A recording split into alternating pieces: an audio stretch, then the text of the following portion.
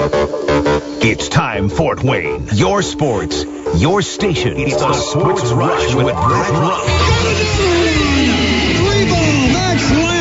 Covering all the topics that hit a nerve here in the Summit City. Clark, 11 yards, touchdown. Only on 1380 The Fan and 100.9 FM. Now here's your host, Brett Rump. The greatest, most interesting, most important person of all time. You are incredible. Older than I'm white. Yeah, well, you're half right. What is this, amateur hour? This is going to be huge. I believe this is going to be our finest hour. Just when I think you said the stupidest thing ever, you keep talking. I think that's the worst thing I've ever heard. That boy ain't right. The simplest way to put it, I have problems. Welcome to the alleged show. And hello again from the south side of Fort Wayne. This is John Nolan pinch hitting for Brett in studio with producer Adam Lundy, taking you up until 6 o'clock for a local sports fix here on the day after the CFP National Championship game between Notre Dame and Ohio State. The Buckeyes hoisting the trophy last night in Atlanta. Back at hour number one, we got reaction from the judge, Phil Houck from FightingIrishPreview.com, who was on site. Coming up this hour, we'll hear from Dylan Sinn from the Journal Gazette, who was there as well. Want to hear from you, too. Our Parkview Sports Medicine text line is 260-447-8500. Again, 447-8500. Let us know your thoughts last night. And my take, which I shared earlier, Adam, I'm not necessarily, full of takes. Doing play-by-play, I usually just try to stick to the action and what's there without getting too takey. I do think that Notre Dame fans here should probably be a little bit more frustrated with the way that they lost last night's game instead of just being happy to be there. And I just do think it's interesting that the opinion that Judge shared before, and that I think Dylan, based off of a column that he wrote before, is that Notre Dame fans think that they have a culture that is now going to be sustainable for more success. Well, again, I am a Notre Dame supporter, John Nolan, Irish Catholic, right? I just think that culture is going to be tested next year when you start your season at Miami, and you're also facing Texas A&M. Granted, at home this year and at home, but Boise State, USC, they got to be better. It's just going to be a lot more difficult schedule next year than they had here this season. And so I think that to some degree now, not like Marcus Freeman's going to be on the hot seat if they don't get it done and win a national championship here in the next couple of seasons. But we shall see. Yeah, you mentioned it about next season going to be a real test for the Fighting Irish. And I think we're also seeing we're going to see a little bit of change in the how teams get into the playoff formatting. So, you get one really bad loss. It could mean more than it meant this year with their one loss against NIU. But it's also a lot more likely that they could end up with two losses, which would also just make them highly unlikely to get in. Yeah, we'll see how the format of the playoff evolves here after year one of the 12-team format. I know Judge's opinion was, the culture is going to have them set up for success going forward. I would think actually one thing besides the culture that, is every bit as important for Notre Dame's future success is that I do think they seem to have a strong NIL structure. And personally, I do believe in the people on the business side of things at Notre Dame, that with the quote-unquote changing landscape of college sports, that they're going to be ready for that, best prepared.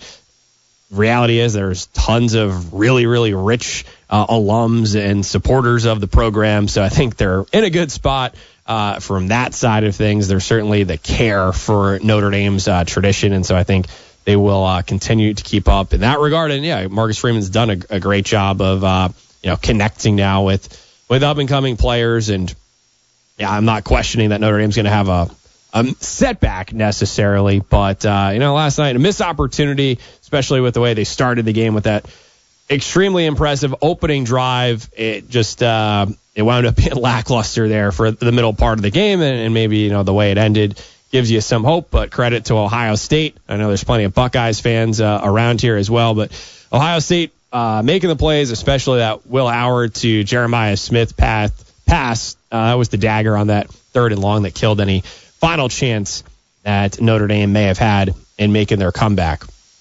Yeah, absolutely. Got a text about it on the text line, 260-447-8500. They say, Sports Rush, Notre Dame has nothing to be ashamed of. They had a great season and got beat by a better team. I say this as a lifelong Notre Dame fan. Yeah, no, certainly. And again, I was talking earlier about how, well, Brian Kelly got into the national championship in year 3 as well. Difference is, the path that they took here. And this, now in this 12-team format as it is a little bit similar to March Madness, where you get on that ride and you just experience the wave from those thrilling wins against some major programs. And it definitely does kind of change the perception of things. And in the case of this season, credit to everyone for moving past, even as inexcusable as it was, that NIU loss. Well, right now, since it is a Tuesday, that means it's a Tuesday, and we play time capsule trivia. Oh, yeah. Here, so we're going to go with caller number 2, since Notre Dame finishes number 2 in the final rankings. So caller number 2 to 260-447-8500, and you will have the chance to play some time capsule trivia with us on this Tuesday. What's at stake? How about a free large pizza from Pizza Hut? So that's 260-447-8500. It will be a hot pizza, which we could all certainly use here on this frigid day. And hope everyone out there staying smart, staying safe in this extremely cold weather. Adam was rattling through a lot of postponements on the local high school sports schedule tonight, although one game that is still on, the game of the night around the state, I don't care whether it's boys or girls basketball, the girls game between Warsaw, currently undefeated at 18-0, ranked number 3 in the state, and Homestead, 18-2, also top 5 in the state in Southwest Allen County. That's a 7:45 game, and we will have coverage of that here tonight. Josh Williams on the call starting at 7:30. We do have a caller now, Adam. Is this correct? We do have a caller on the line. Who do we have joining us today? Frank. Hey, Frank, how you doing? You staying warm? Trying. All right, Frank. So have you played time capsule trivia before? I want to say way back. So you know how we do it, right? An OG. I think so. All right, what I'll do is I'll give you a sports clue. They all happened in the same year, and you'll try to guess the year, all right? Yep. All right, let's do it. It's time for Tuesday Time Capsule Trivia on the Sports Rush. All right, now clue number 1. Wait, Adam, you got to ask. Hey, Frank, you want to lead off? That's the thing. Sure. Go ahead. Yeah, well, I'll lead off. All right, you're going to lead off. All right. By the way, just to set the stage here, Adam, in filling in for Brett over the last year or two, I believe I'm undefeated. I want to know, right? Better winning percentage than Brett. Let's see if we can keep that up. Clue number 1. This year's Champions League final, Bayern Munich won 5-4 on penalties in the final against Valencia. So we're looking for the year that Bayern Munich won over Valencia in the Champions League final. Some soccer. You're right. I'll say 2009. All right. I like soccer. I have absolutely no idea here in this case, so I will throw out 1996. All right, going on to clue number 2. This will be John first. This year's World Figure Skating Championships. This year's ladies champion was Michelle Kwan of the United States. Okay, so again, don't know exactly when Michelle Kwan had her reign of dominance, but I will throw out 1998.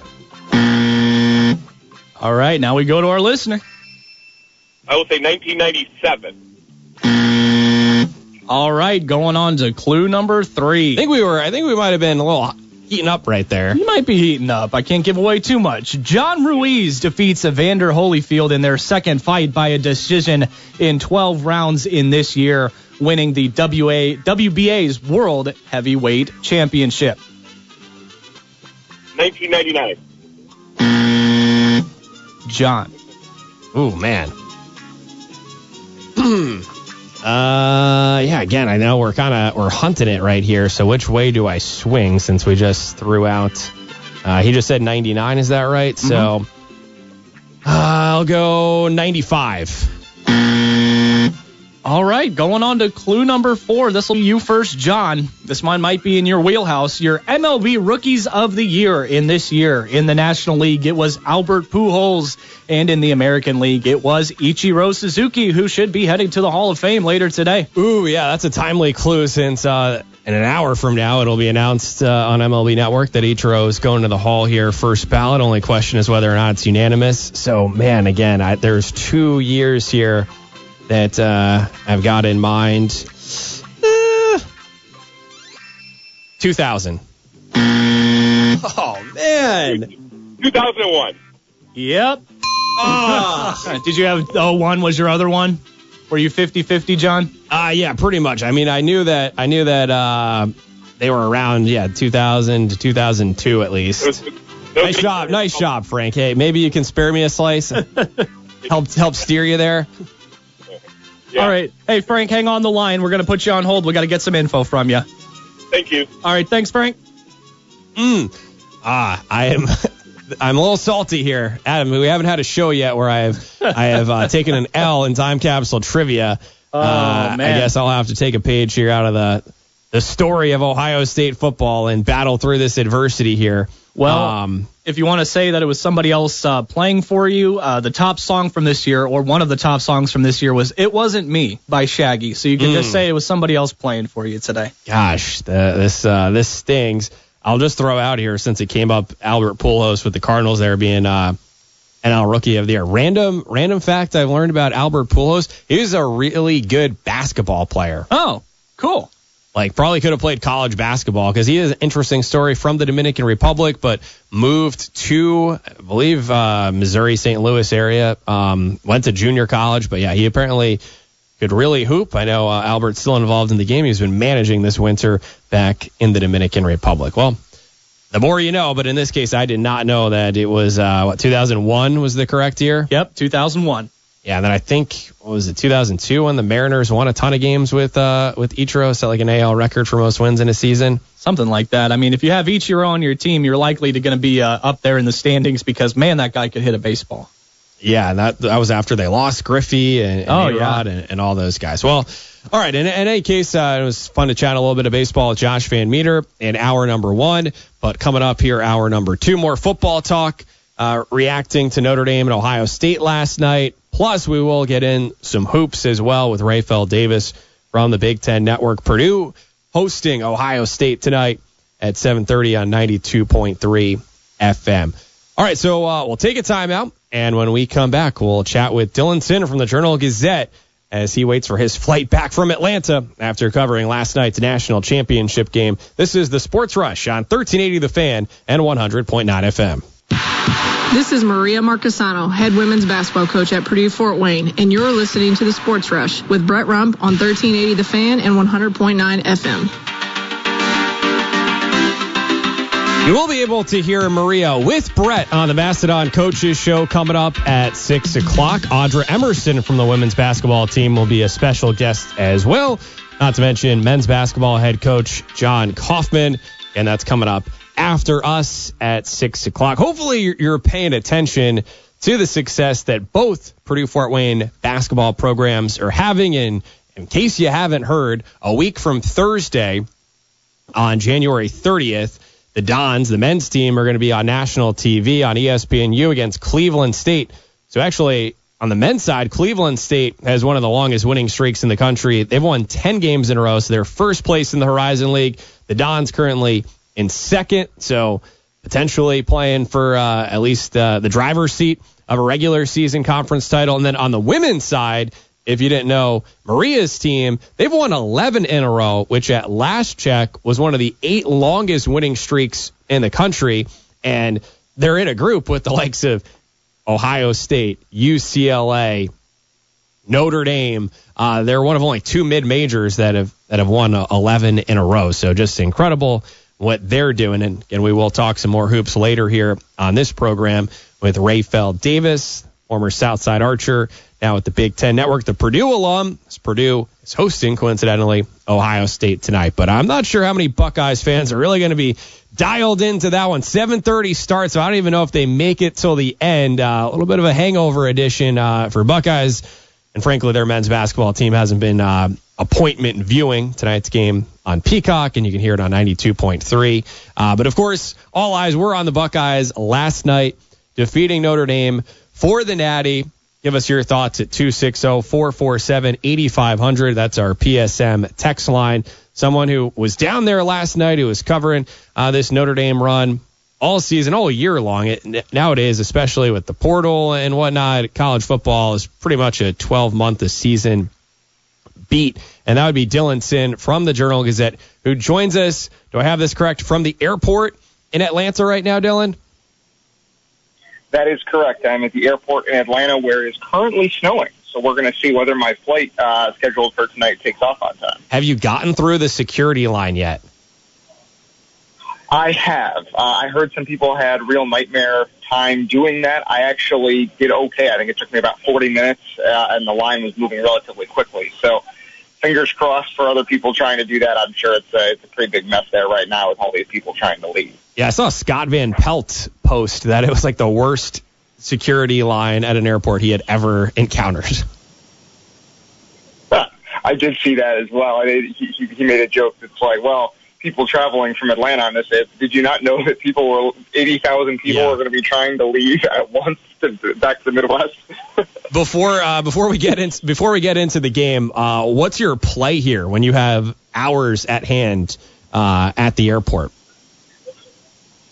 Yeah, I mean, basically, I was doing some work this afternoon. IU has a basketball game against Northwestern tomorrow, so I was writing a preview of that. And then kind of what you just said, which is basically getting caught up on some transfer portal stuff that I've been neglecting the last couple of weeks while I've been covering Notre Dame. So it is a 12-month-a-year sport. It never stops, and always roster turnover. So got to make sure I stay on top of that.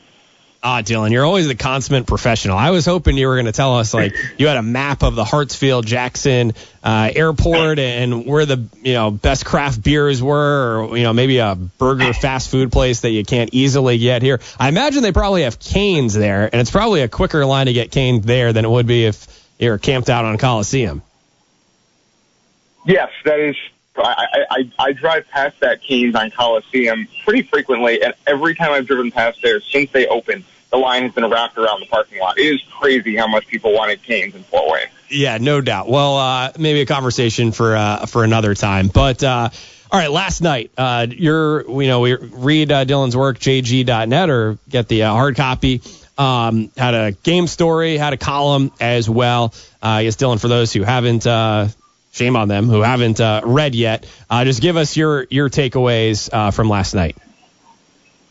Yeah, I mean, the main takeaway for me is that it's a huge difference. If you're comparing this to the Alabama game in 2013, where Notre Dame was never really in it from the first possession, I think it's a huge difference, and it shows how much Notre Dame has kind of elevated over the last decade here. Like, my main point was there's a big difference in being the fifth or sixth best team in the country and being the second best. And Notre Dame was very clearly the second best team in the country this year. They proved it last night on the field.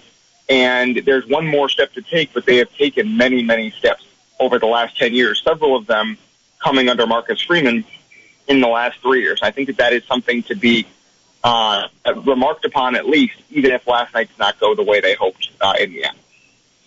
I guess, yeah, how do you think they've created that difference from where they were not even just 11 years ago, but some of the semifinal losses they had, or other big bowl game losses that they had? What's different now going forward?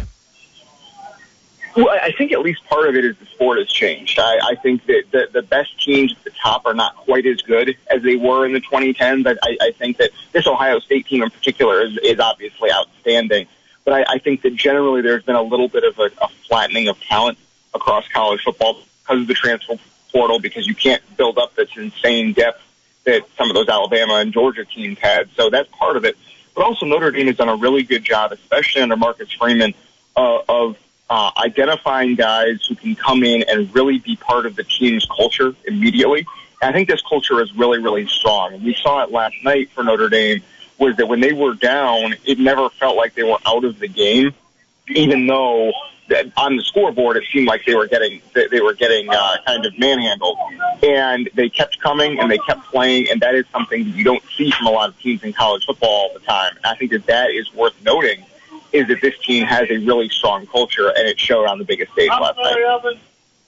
I'm not usually one to be up in arms and to lean towards any unnecessary criticism, but it does seem like everyone's kind of just, generally speaking, proud of the run that Notre Dame went on. They were competitive enough, right? Should there be, though, a little bit more frustration over the way that Notre Dame wasn't necessarily at its best last night, whether you want to say on the offensive side of the ball, not being able to get Jeremiah Love involved into the game, Al Golden's decision to, I know they play man all the time, but just to not do a better job there in coverage with the game on the line against Jeremiah Smith. And then, frankly, I just find it hard to believe, with all the intelligent people that go through Notre Dame, that no one on the sidelines able to tell Marcus Freeman that he shouldn't be kicking the field goal in that situation, down by 16 points in the fourth quarter. I guess, should there be, though, some second guessing about Notre Dame last night? I do think there's absolutely some room for second guessing some of the decisions that were made. I thought the offense in general was pretty good. They had the two drives in the first half that kind of stalled and weren't great, but they really moved the ball very well in the second half against one of the best defenses, maybe the best defense in the country. I think it was more the defense that let them down for Notre Dame, which is interesting because it had carried them for much of the season.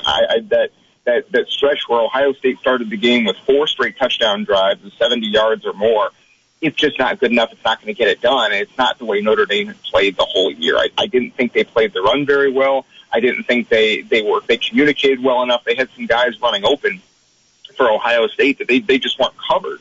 And that's not how Notre Dame has played the entire year. I just think it wasn't a particularly well-called game on the defensive side of the ball, or well-executed, quite frankly. They got better as the game went on, but it was too little too late. And I think that there's some blame to go around to Al Golden for that. Absolutely. But I do think that on the preponderance of the way they played this year, the defense was very good. It's one of those things where, sometimes a really talented team like Ohio State, it makes you get out of character a little bit. And that's frustrating. And it's something that will need to be addressed going forward. Yeah, I think what you hit on there probably is, the most key things that Ohio State's really, they're the most talented team in the country. At their best, they were the best team in the country, and that basically showed out during the playoff. But so this might be a foolish question, but if you're a Notre Dame fan, should you at all wonder, hey, was Al Golden's focus 100% there, or what kind of conversations have been going on with the Bengals or anybody else? Yeah, I think it's a fair question to ask, and I think in college football over the last couple of years, we've seen some games where at least a college coach going from one team to another, that team, especially if they're the head coach, doesn't always perform its best if he can talk to go somewhere else. I think it's fair to ask the question. But I do think that they got better as the game went on. I think a lot of what was going on in the first half was Golden trying to feel out what Ohio State was really trying to do to attack what Notre Dame does traditionally, and also the fact that you really can't play man-to-man against Ohio State. Notre Dame tried to play some zone in the first half, and it didn't go well because that's not what Notre Dame does. In the end, I think that Ohio State, not only are they very talented, they were a pretty bad matchup for Notre Dame in particular, because it's just so hard to play man against them, and Notre Dame doesn't play zones. They're not used to it. It was just a tough matchup. With Dylan Sinn from the Journal Gazette, who was there in Atlanta last night for the national championship game between Notre Dame and Ohio State. Dylan, here's a question from our loyal listener, Ryan.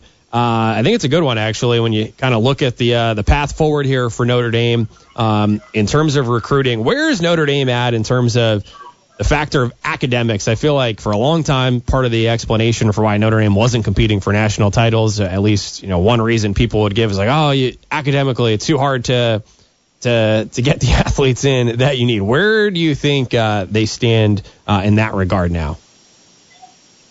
Yeah, I think that's one thing that Marcus Freeman has done a really good job of, and that's part of the way he's elevated this program, is that he has done a good job of finding really talented players who can get into Notre Dame. I think that Marcus Freeman, basically, the day he was hired, he said that there is a group of players out there who can get into Notre Dame and who can comprise a national championship team. That is possible. It is something that exists. They just have to find them and get them to Notre Dame. And so I think he's done a really good job of doing that. This team, we heard it repeatedly going into the college football playoff. These guys were doing finals going into the Indiana game, the same week as the Indiana game. Howard Cross, their All-American defensive tackle, had 3 papers due that week, right? Like the academic standards, just because Notre Dame is winning more football games, the academic standards have not slipped. And I think Freeman has done a really good job of emphasizing kind of the holistic football player. You're a student and you're a football player in an era where that's becoming less and less common. But he's also found really talented guys to make that work. Yeah, well, Dylan, in this era not only of the transfer portal and NIL, but also people with career changes in the journalism industry, glad that we've still got you with the Journal Gazette and providing your exemplary coverage, not only of Notre Dame football, but of the 2 other million beats that you're on, like IU basketball, football, Purdue's football and basketball, the Tin Caps, and on and on. So thanks for the great work, and just, anything you want to make sure people are aware of with your upcoming coverage now? Yeah, I mean, basically what you just said was I'm covering all of those beats, and you can find me at Dylan Sinn on Twitter or on journalgazette.net. So thanks for following along all season. I really appreciate everyone who read all of the Notre Dame coverage I did this year. I really had a blast covering this game. How are things going for the scientists that are attempting to clone you and have you cover Comets games also? Look, we're looking into it. The science might be a few years off, but there are researchers working on it, and they are being rewarded handsomely with backpats from Mark Jaworski, our editor. So we're working on it. We're going to get there. All right, Dylan. Well, thank you again. Safe travels back. Hopefully no delay for you there, even with the snow in Atlanta. And we know you're a hard worker, but maybe just, relax the shoulders for a minute and have a cold drink, okay? Absolutely. Thanks, John. I plan on it. All right, there's Dylan Sinn from the Journal Gazette. Seriously, he is someone that everyone here in Fort Wayne should also appreciate. And I can speak to it personally with the way that he covers the Tin Caps at a big league level, even with the Tin Caps being a minor league team. Before we step aside, just to make sure everyone's aware of the versatility of the Sports Rush, in case you missed it 20 or so minutes ago when we were playing Time Capsule Trivia, one of the clues was Michelle Kwan. It was the year in which Michelle Kwan was a world champion, and ultimately what the answer was 2001. Yeah. Just in case you're like me though, and now you're probably not like me because I'm a weirdo here, but now I'm wondering to myself, well, how many world championships did Michelle Kwan win? Well, the answer to that would be 5, including in 1996, which was my first guess, and my second guess was like 98, which was another year that she won. So I don't know if the microphone's picking up me patting myself on the back right now, but Michelle Kwan was a 5-time world champion, 96, 98, 2000, 2001, and 2003. Never won a gold medal in the Olympics. Man. A silver and a bronze. And in case you're wondering, what is Michelle Kwan up to now? I had no idea about this. She actually is our U.S. ambassador to Belize in South America. Yeah. And that concludes Sports Rush talking politics here a day after not only the CFP, but the inauguration. Well, before we say anything else, we will take a timeout. And when we come back, we'll talk hoops. This is tongue in cheek, but Rapheal Davis has actually been under fire. Nothing political, unless you consider the IU Purdue rivalry political, or just a Purdue alum saying that anybody else in the conference is better than someone on Purdue. We'll explain when we come back. It's the Sports Rush on 1380 The Fan and 100.9 FM. This is Joe Tippmann, and you're listening to the Sports Rush with Brett Rump on 1380 The Fan and 100.9 FM.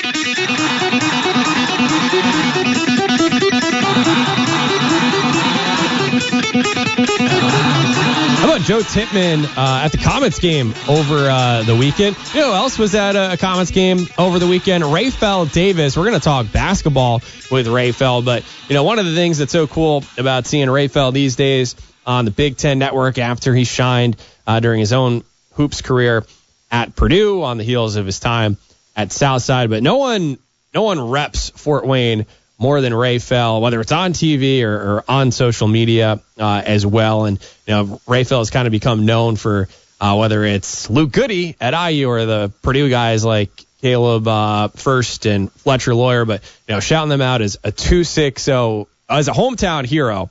Hashtag 260.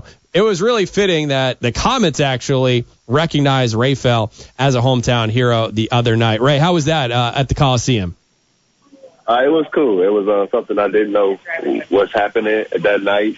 My guys hit me up and let me know. And then I thought it was really cool for the Comets to do that. I thought they didn't have to do something like that, but I thought it was pretty cool to be recognized in that manner.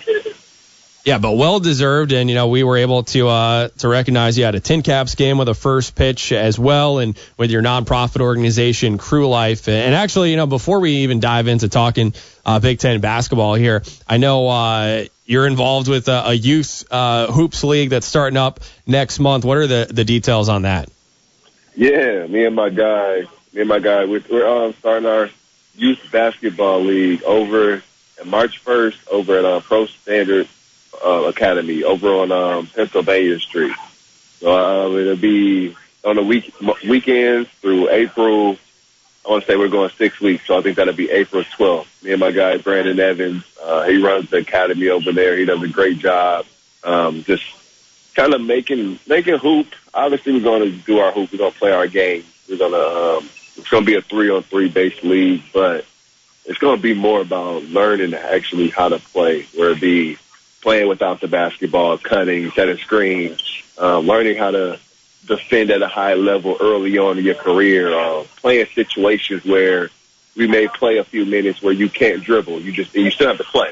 You know what I mean? Just doing different things to help the kids learn the game, giving them a place where they can come and play and be themselves. We're going to make it to a point where the teams are set up to where they're playing against who they should be playing against, if that makes sense. So all the kids are able to have fun. You won't just have kids icing other kids out or kids losing by 40. You know what I mean? Mm-hmm. It's really going to be something beneficial for the kids, and we're going to do it at a cheaper rate.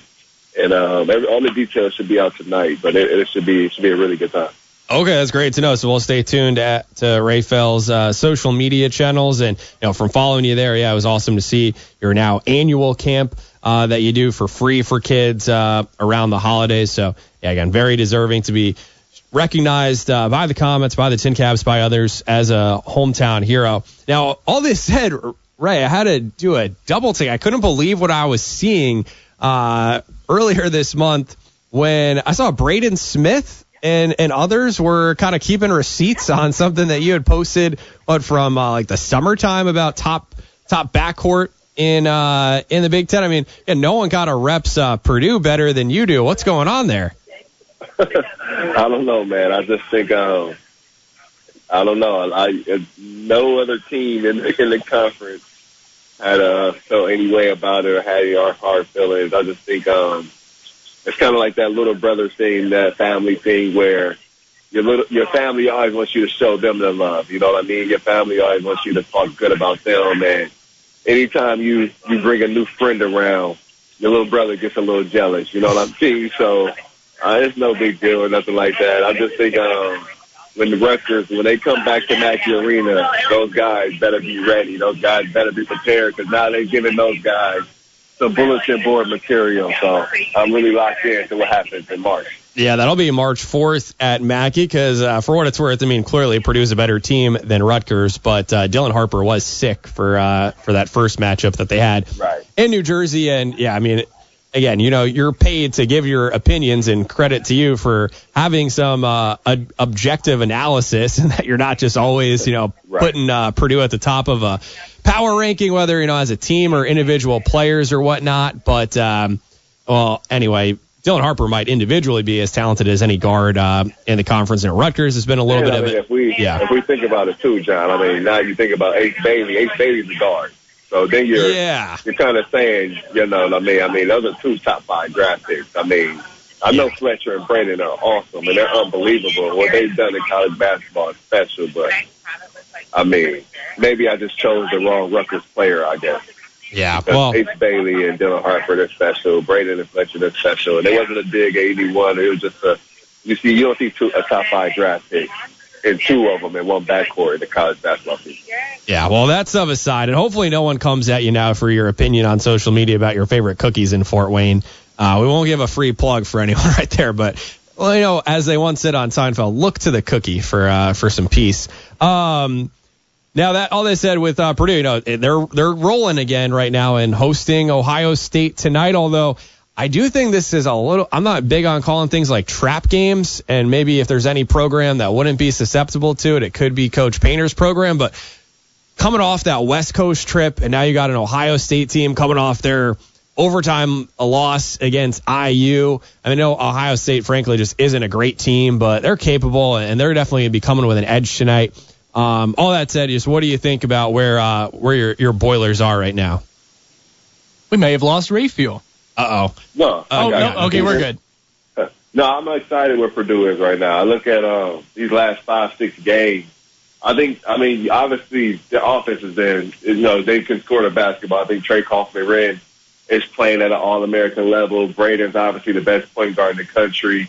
I think Fletcher's a guy that can go out and make shots on any given night. But I think their ball control has been a lot better, taking care of the basketball. But then also their defense has risen to another level, and I think that's because of a dude from Fort Wayne and Caleb First. I think Caleb has given Purdue a backbone defensively, a toughness at the rim, a guy that can go fight for rebounds, a guy that's going to battle. And then even on the perimeter, guarding ball screens. Caleb's a mobile big. He can move those puppies. He can get out there and he can guard some. So I think Caleb has been just wonderful for what this team has been able to do the last 5-6 games where he's been playing major minutes. So I think it's as far, and then offensively, being the guy that can corral the offensive rebound and go back and finish, or being the guy that can do some dirty work inside. I thought his game at Oregon was huge. I thought it won him the game. I mean, him being able to be that fourth guy, be that guy that got him 15 and 6. And I think when you look back at the Purdue teams, when you look at it, the team that was shaped like this would have been the Baby Boilers with Robbie, Etwan, and JJ. But you had guys like Chris Kramer doing all the dirty work, who was a Fort Wayne area guy. You had Keaton Grant. And then you had guys come off the bench and do things special defensively. Those teams, I think the fourth person on those teams averaged 6 or 7 points. But they just guarded you, and they played so hard. And they beat people out. They punked people. And I think the last 5-6 games, I think Purdue has gotten back to that, and I think that's what's been able to help them. Yeah, and I think Caleb led that charge. Exactly, and yeah, really cool to see how Caleb, stuck it out, and now rising here as an upperclassman. We're a little short on time, but before you go, which version of IU do you think are we going to see going forward? I mean, talk about Jekyll and Hyde, but coming off that overtime win in Columbus after the back-to-back 25-point L. So what do you see going forward for them? I mean, I think I've been a part of some real bad teams. I've been a part of it when the fans turn on you, and everyone knows Purdue to be great right now, and the fans are unbelievable. But 10, 11 years ago, it wasn't that way. So I think they're in a position after that Ohio State win. I hope they can keep that together, because Ohio State. How you doing, Doctor? Good. The Ohio State win was really good for them. I think, but those 2 losses obviously hurt. But I think now they got something to fight for. It's just them in the locker room now. They went against their fans a little bit in the media. I loved what Luke Goody did. I loved it. I loved what Luke Goody came out and said. And I think that's one of those things where it bands you together. It pushes the bros together. You saw at the end of that Illinois game, fans were upset that Ballo pushed his Tomislav, but I liked it. Because, you get smacked at home, but you go out there, you fighting for your brother, and now you're going to win a road game. But I think they just got to keep playing hard. I like what Coach Woodson said in the media today, that whoever plays hard in the Northwestern game will win the game, because Northwestern fights you. And it sounds like a simple answer, but it means a lot, because you got to play really hard to beat the Wildcats. Yeah, and for the record, I am here for Luke Goody chirping at Dan Dockich, but we'll leave it at that with Dockich. And better yet, that he backed it up on the court with that career-high performance. But, Rapheal, thanks so much for giving us some time. We look forward to seeing you soon on Big Ten Network in studio, and good luck getting that youth league going. I appreciate it, John. This have a good one. Appreciate All you. right. There's Rapheal Davis. Earlier we stole Josh Van Meter away from some dad duty, and thanks to Rapheal for juggling multiple things right there. It's our last TO here on the Sports Rush tonight, and when we come back, we'll put a bow on things and get you set up for the Macedon Coaches Show, all right here on 1380 The Fan and 100.9 FM. Brett on the road with Purdue Fort Wayne men's basketball playing at Oakland tomorrow night, a game you can hear tomorrow at 7 o'clock. As a result of that, though, no Sports Rush tomorrow. Of course, in the meantime, game coverage tonight. Best game in the state, girls basketball, Warsaw at Homestead. Warsaw undefeated, Homestead 18-2. They're both top 5 overall in the state. Bunch of Division I caliber players going at it in that game. So our coverage here at 7:30. And as a result of that, reminder, Purdue down the dial on 92.3 FM. Big thanks to the judge, Phil Houck from FightingIrishPreview.com and Dylan Sinn from the Journal Gazette, both giving us recaps from their coverage down in Atlanta at last night's national championship game. Thanks to Josh Van Meter visiting with us on the heels of his retirement announcement, and Rapheal Davis from the Big Ten Network. Big thanks to our producer, Adam Lundy. This was John Nolan filling in for Brett Rump. This has been the Sports Rush on 1380 The Fan and 100.9 FM. The Macedon Coaches Show is coming up next.